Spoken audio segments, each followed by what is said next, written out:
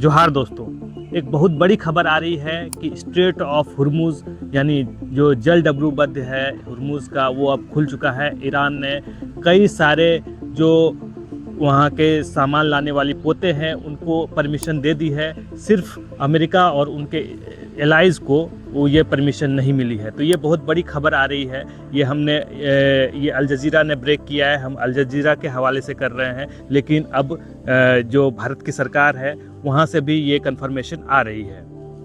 तो किन देशों के लिए खुला है ये जल डबरूबंद जो स्ट्रेट ऑफ हुर्मुज़ का रास्ता है? आप लोगों को पता है कि जो ऑयल प्राइसेस है वो काफ़ी ज़्यादा हो चुके थे, क्योंकि जो जब युद्ध शुरू हुआ था 20 फरवरी का इसका ऑयल प्राइसेस देखेंगे और आज इसका ऑयल प्राइसेस देखेंगे तो ये $100 से ऊपर जा चुका था। 105 टू बी प्रिसाइज $105.70 उसका, यानी जब ये वॉर शुरू हुआ था उसका 40% से ज़्यादा उसका इजाफा हो चुका है।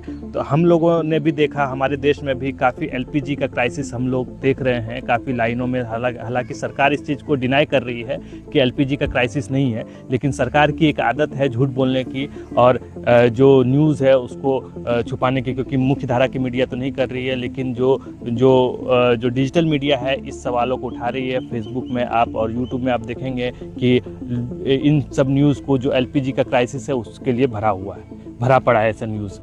हेलो गाइस, आप लोग देख सकते हैं ये गैस के लिए कितनी लंबी लाइन लगी हुई है। अपने बैरकपुर गैस एजेंसी की हालत ये है, देख लीजिए इतना लंबा लाइन लगा हुआ है गैस का कि लोग मतलब परेशान हैं गैस के लिए कि कहीं गैस ऐसा ना हो खत्म हो जाए, गैस बंद हो जाए। बाहर देशों में लड़ाइयाँ चल रही है, इसीलिए और भी ज़्यादा लोग परेशान हैं कि हम लोग लेके फटाफट बाटला रख लें। लेकिन जैसा कि आप लोगों को पता है 2 मार्च को ईरान के जो कमांडर के चीफ एडवाइज़र हैं, इनका नाम है इब्राहिम जबारी, उन्होंने स्ट्रेट ऑफ हुर्मुज़ को बंद करने की बात कही थी और उन्होंने ये धमकी भी दी थी कि अगर यहाँ से कोई भी सामान वाहक पोतें यहाँ से अगर गुजरती है तो हम उन पर हमला करेंगे।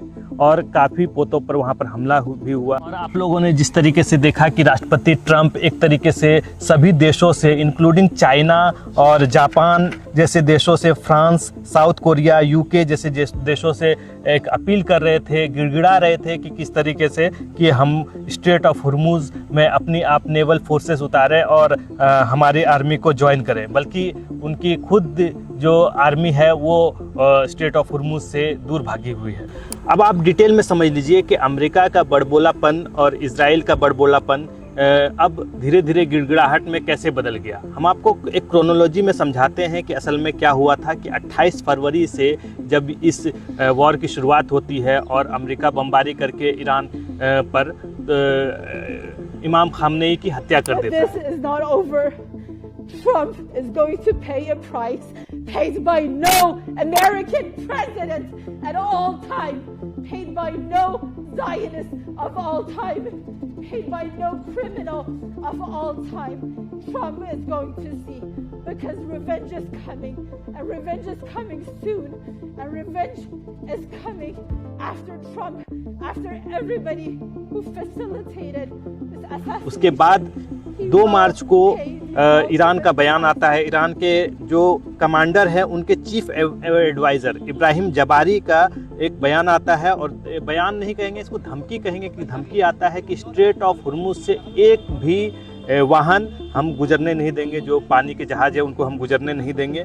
और उसके बाद से एक भी वहाँ से पानी के जहाज़ नहीं गुजरता है। हालांकि हमारे पास खबर आती है कि रशिया और चाइना का लगातार वहाँ से जो सामान वाहक जो शिप्स है वो वहाँ से गुजर रही है। तो ये भी है। इंडिया में भी एक आता है कि 2 शिप्स स्ट्रेट ऑफ हुर्मुज़ से गुजर चुका है, लेकिन ये फेक न्यूज़ था। हालांकि बहुत लोगों ने इस न्यूज़ को ट्वीट तक कर दिया था, तो ये है फेक न्यूज़ था। लेकिन हम आपको अभी पुख्ता जानकारी दे रहे हैं कि अब इंडिया का फ्लैग वाला वहाँ जो पोते हैं, जो शिप्स है, वहाँ से गुजरेंगी।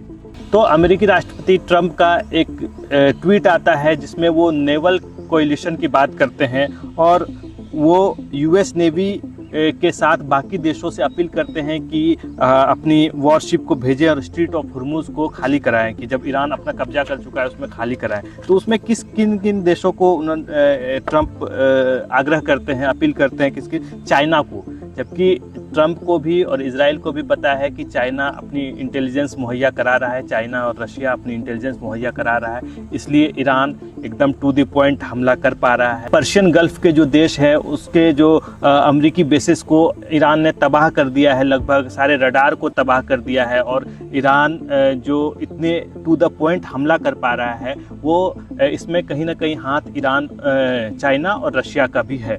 तो लेकिन ट्रंप चाइना से भी अपील करते हैं, फ्रांस और जापान से भी अपील करते हैं, साउथ कोरिया, यूके और अदर एलाइज जो उनके नेटो के देश हैं उनसे अपील करते हैं। लेकिन जब मंडे को एक बहुत ही दिलचस्प चीज़ होती है कि जर्मनी और ग्रीस इस चीज़ में आने से साफ मना कर देता है। जर्मनी के स्पोक्स पर्सन कहते हैं कि स्ट्रेट ऑफ हुर्मुज को खुला रखने के प्रयास में हमारी कोई भी भागीदारी नहीं होगी, और ग्रीस भी इसी तरह का कुछ बयान देते हैं। यूके के प्राइम मिनिस्टर कहते हैं कि हम लोग वाइडर वॉर का हिस्सा नहीं होंगे। तो आप लोग जिस तरीके से देख रहे हैं कि अमेरिका एक स्ट्रेटेजिक वॉर तो हार ही चुका है था, अब वो टैक्टिकल वॉर भी हार रहा है, ये टैक्टिकल भी उनकी विक्ट्री नहीं हो रही है। लगातार ट्रंप गिड़गिड़ा रहे हैं अपने एलाइज के पास, और उनके एलाइज बार बार मना कर रहे हैं। इसलिए इसी दिशा में आप देखेंगे कि जो उनकी जो कंट्री है, जो नेटो के देश है, फ्रांस और जापान, इन देशों, फ्रांस और जापान भी जो वॉरशिप अपना उतारने से मना कर दिया, और फ्रांस और जापान को भी एक स्ट्रेट ऑफ हुर्मुज से अपना एक पास देने के लिए ईरान तैयार हो चुका है। तो आज के लिए इतना ही, हम बने रहिए हमारे साथ। जोहार।